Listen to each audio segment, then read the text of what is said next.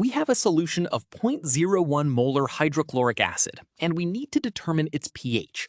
Hydrochloric acid is a strong acid, which means it dissociates completely in water.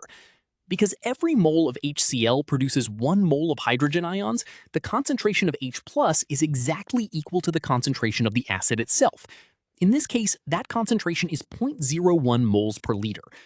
We can also write this concentration in scientific notation as 10 to the power of -2 molar. Seeing this relationship between the molarity and its power of 10 will make the next calculation very straightforward. To find the pH, we use the standard formula. pH equals the negative log of the hydrogen ion concentration.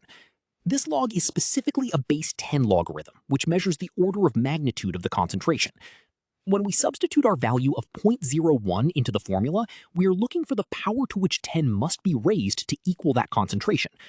Since 10 to the power of -2 equals 0.01, the base 10 log of 0.01 is exactly -2. The formula then negates this value, leaving us with a final pH of 2. A pH of 2 indicates a very acidic solution. On the pH scale, which typically runs from 0 to 14, any value below 7 is acidic.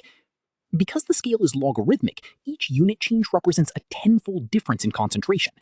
For example, if the concentration were 10 times lower, at 0.001 molar, the pH would increase to 3. Our result of 2 is consistent with a strong acid like HCl at this relatively high concentration.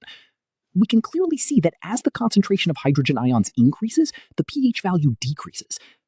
The mistake students most often make here is forgetting the negative sign in the formula and reporting the pH as -2.